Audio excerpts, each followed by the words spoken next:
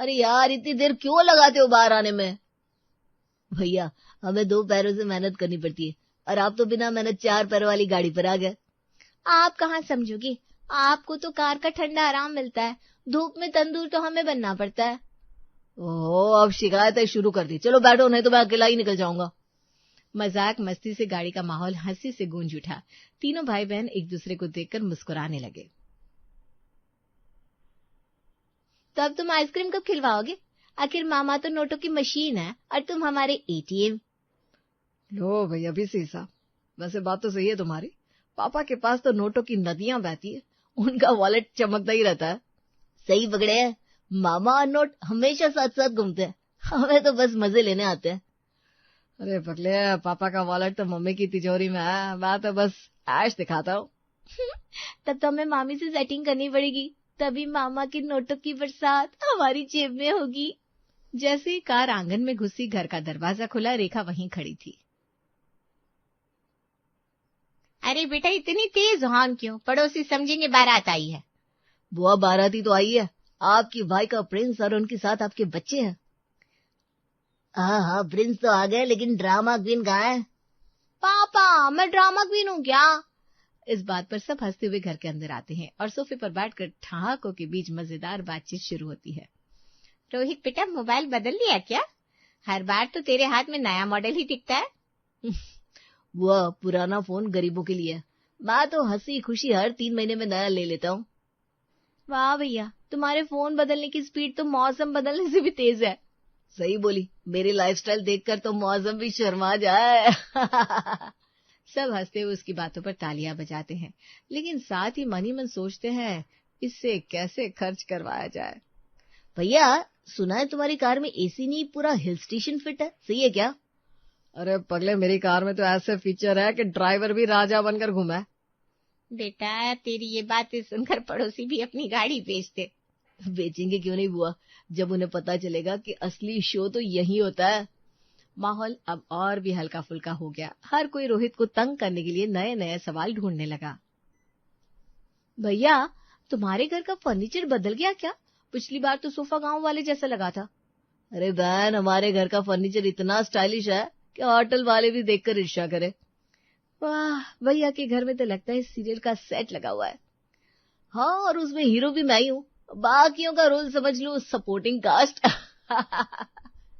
हंसी ठिठोली का दौर जारी रहा।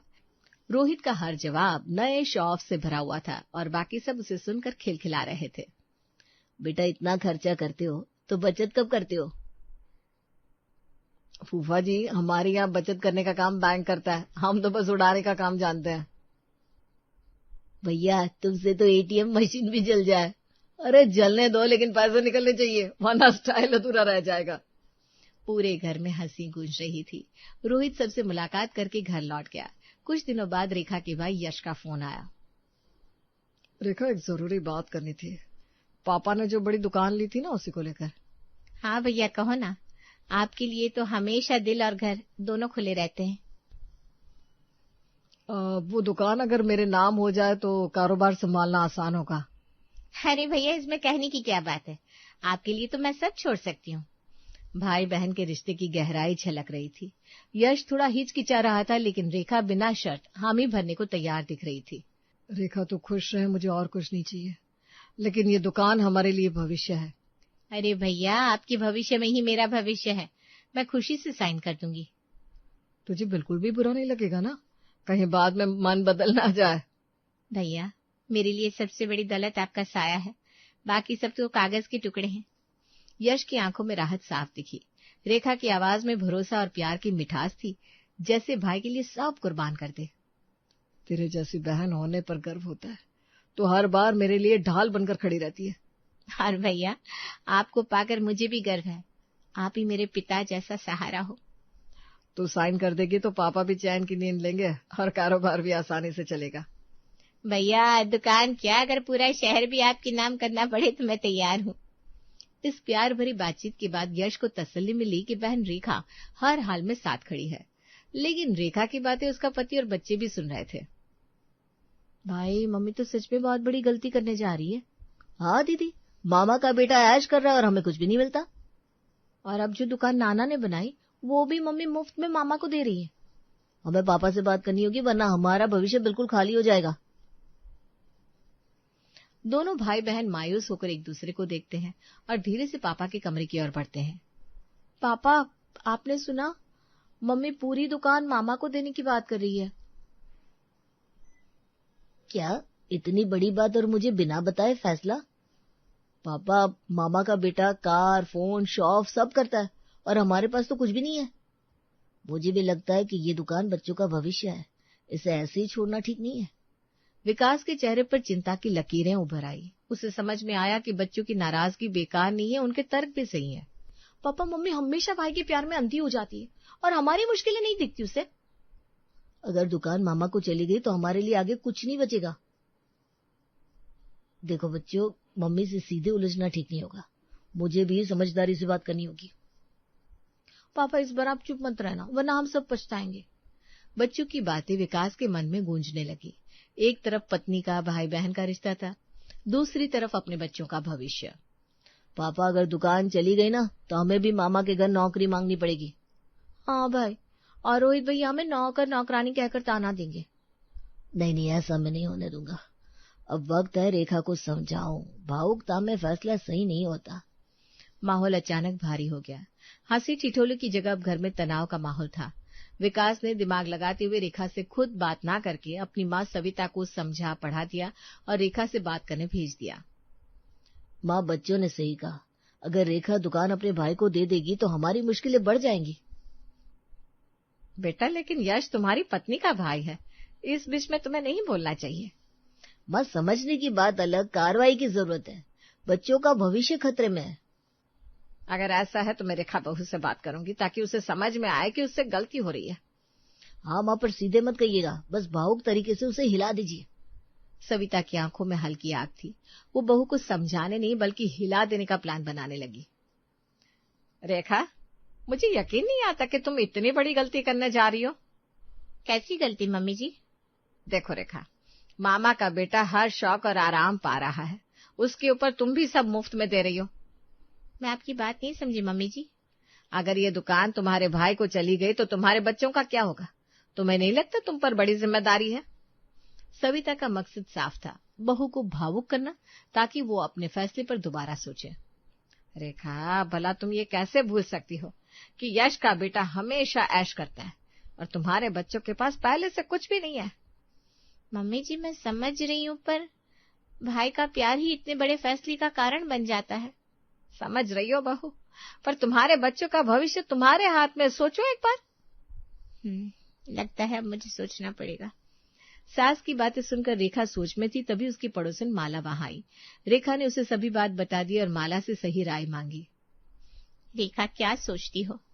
यश के पास तो सब कुछ है, और तेरी बेटी और बेटे के पास क्या है? रेखा, जो तुमने बोला मैंने सुन लिया। तुमने खुद से बिल्कुल सही बात पूछी है। पर माला, मुझे खुद से इसका जवाब नहीं मिल रहा। जवाब यही है कि अब तुम्हें भी हिस्सा लेना चाहिए, वरना बेटी के भविष्य पर असर पड़ेगा। लेकिन माला, भाई इतना प्यार करता है, मैं नहीं चाहती कि हमारा रिश्ता बिगड़े। प्यार तो हमेशा रहेगा, लेकिन अधिकार भी तो लेना चाहिए। बेटे की शादी भी करनी है तुम्हें, उसमें भी तो खर्च लगेगा। हाँ माला, सही कह रही हो। माला ने भी रेखा को भड़काया। रेखा की सोच उलझन में थी। उसने महसूस किया कि अब खुद के लिए भी कदम उठाना जरूरी है। तुम्हारे भाई के पास सब कुछ है, तुम्हारी बेटी को भी तो कुछ मिलना चाहिए। हाँ माला, मुझे लग रहा है कि सचमुच बेटी के लिए मुझे कुछ सोचना होगा। और याद रखो, जो अधिकार नहीं लिया वो कभी वापस नहीं मिलता। समय रहते कदम उठाना जरूरी है। सही कह रही हो माला, अब मैं अपना हिस्सा जरूर लूंगी। रेखा पूरी तरह सोच चुकी थी। सास की बातें सुनकर दबाव महसूस हुआ था, लेकिन माला के ताने और सलाह ने उसे हिम्मत दी।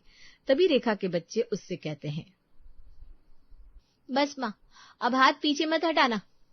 हाँ, अब समय है अपनी बेटी और अपने लिए मैं भी कदम उठाऊं। माँ, अब तुम्हें सही समय पर सही फैसला करना है ताकि हमारा भविष्य सुरक्षित रहे। मामा और मामी को अब तुम्हारा हक देना ही होगा। रेखा ने महसूस किया कि अब केवल भाई के प्यार पर भरोसा करना पर्याप्त नहीं है। अपने बच्चे और अपने अधिकार के लिए कदम उठाना जरूरी है। रेखा ने यश को फोन किया। भैया, मैंने सोचा और तय किया है कि अब मैं सिर्फ प्यार पर भरोसा नहीं करूंगी, मुझे भी हक चाहिए। मैं समझा नहीं। पर बहन, मैं तुम्हारे कॉल का इंतजार कर रहा था। सारे कागज तैयार है, बस तुम साइन कर दो। नहीं भैया, बिना हिस्सा लिए मैं साइन नहीं करूंगी। बहन, अचानक ऐसा क्यों? क्या बात हुई? मैंने तो पहले भी पूछा था। भैया, मुझे हक चाहिए, क्योंकि ये बच्चों के लिए और मेरे लिए जरूरी है। यश को समझ में नहीं आया, रेखा अचानक से बदल कैसे गई और हिस्सा लेने का पक्का फैसला यश और उसकी पत्नी को सोच में डाल गया। लेकिन बहन, अभी तक तो तुम कह रही थी सब प्यार से हो जाएगा, अब क्यों इतना अड़ा रही हो? क्योंकि हिस्सा मेरे बच्चों के फ्यूचर को सेफ रखेगा। बिना हिस्सा लिए मैं किसी भी कागज पर साइन नहीं करूंगी। मैं समझ गया। ठीक है बहन, तुम्हारा हक मान लिया जाएगा। मैं तुम्हें हिस्सा देने के लिए तैयार हूँ। यश और उसकी पत्नी काजल उदास थे, लेकिन मजबूरी में उन्होंने रेखा का हक मान लिया। अब दोनों आपस में बातचीत करने लगे। यश, तुम्हारी बहन रेखा समझ नहीं पाई कि ये प्रॉपर्टी उसका हक नहीं था। हाँ काजल, पर अब मुझे ही अपनी बड़ी समस्या का समाधान करना होगा। ये समस्या इतनी बड़ी थी कि हमें पूरी दुकान चाहिए थी। हाँ काजल, अगर मैं समय पर निर्णय नहीं लूंगा तो पूरे कारोबार को नुकसान हो सकता है। काजल को पता था यश को अगर दुकान ना मिली तो उसका भारी नुकसान हो जाएगा, उसके दोनों बिजनेस बंद हो जाएंगे। काजल, मैंने अपनी बहन को चोट नहीं पहुंचाई, बस भविष्य की सुरक्षा और कारोबार को ध्यान में रखा। पर यश, बहन का विश्वास तो चोटिल हो गया, अब उसे कैसे समझाओगे? वही तो बड़ी समस्या है काजल। मैं उसे भूल नहीं सकता, पर बच्चों के साथ साथ कारोबार की जिम्मेदारी भी मेरी है। दोनों गहरे विचार में थे। यश की बड़ी समस्या व्यापार में भारी नुकसान का खतरा उसे परेशान कर रहा था। कुछ दिनों बाद काजल बाजार गई, वहां उसे रेखा की ननद शिवानी मिली। काजल ने शिवानी को पूरी बात बताई। अरे काजल, कैसी हो? इतनी परेशान क्यों हो?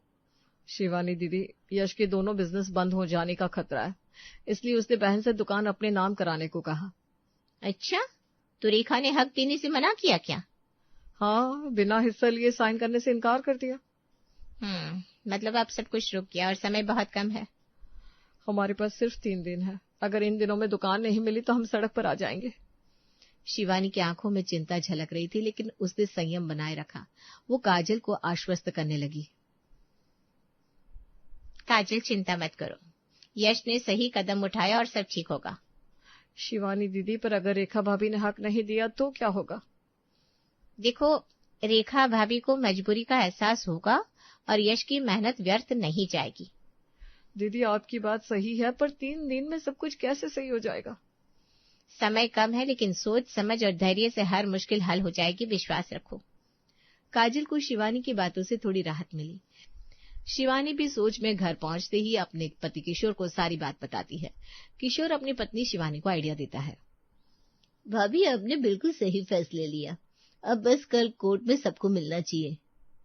शिवानी दीदी, पर क्या ये जरूरी है? हम पहले से ही फैसला ले चुके हैं ना।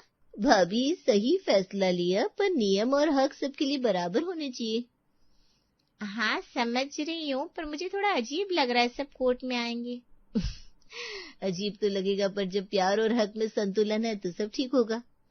रेखा थोड़ी सोच में पड़ गई। शिवानी अपनी चाल चल चुकी थी। अगले दिन सभी कोर्ट में पहुंच गए। माहौल गंभीर और उत्सुकता भरा था। भैया विकास, मुझे भी आपसे कुछ कहना है।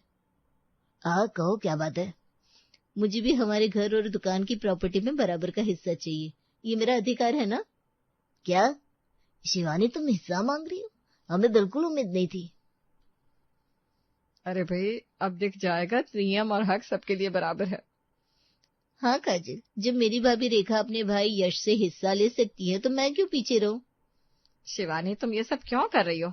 क्या जरूरत थी हक मांगने की? कोर्ट हॉल में सब चौंक गए। माहौल गंभीर था, लेकिन शिवानी का आत्मविश्वास स्पष्ट और दृढ़ था। मम्मी, जब मेरी भाभी रेखा अपने भाई यश से हिस्सा ले सकती है तो मुझे भी अपने भाई से हक लेने का पूरा अधिकार है। अब मुझे समझ में आ रहा है कि हमारी सोच और व्यवहार में थोड़ी गलती थी। हाँ, शिवानी ने सही कहा, हमने नियम और हक की अहमियत पर ध्यान ही नहीं दिया। देखो, अब सबको समझ में आ गया कि सही समय पर हक और संतुलन कितना जरूरी है। सही कदम उठाने से ही परिवार में न्याय और संतुलन बना रहता है। रेखा को एहसास हुआ कि रिश्तों की अहमियत और नियम का पालन करना जरूरी है। उसने बिना हक लिए कागज पर साइन कर दिया। अब मुझे समझ में आया कि प्यार और सम्मान के लिए कभी कभी अहंकार को पीछे रखना पड़ता है। हाँ रेखा, सही समय पर सही कदम उठाने से परिवार सुरक्षित रहता है और भरोसा बना रहता है। बेटियों और बहनों की समझदारी ने सबको संतुलन और भविष्य की सुरक्षा सिखाई है। अब सब कुछ सही ढंग से हो गया। परिवार में भरोसा, सम्मान और संतुलन फिर से कायम है। बिल्कुल, परिवार की एकता और हक का सम्मान सबसे महत्वपूर्ण है, यही हमारी सीख है। कोर्ट सीन के बाद सभी ने अपनी गलतियां और रिश्तों की अहमियत समझी। रेखा ने बिना हक लिए साइन किया। यश और काजल भी संतुष्ट थे। अब मुझे ये भी समझ में आ गया कि कभी कभी परिवार में संतुलन बनाए रखना ही सबसे बड़ा न्याय होता है। हाँ भाभी, जब सब सही तरीके से कदम उठाएंगे तो रिश्तों की अहमियत और प्यार दोनों सुरक्षित रहेंगे। हाँ, सभी की समझदारी और सही निर्णय से ही परिवार का भविष्य मजबूत और सुरक्षित रहेगा। सही है। और बच्चों और परिवार के लिए भी एक मजबूत उदाहरण बन गया।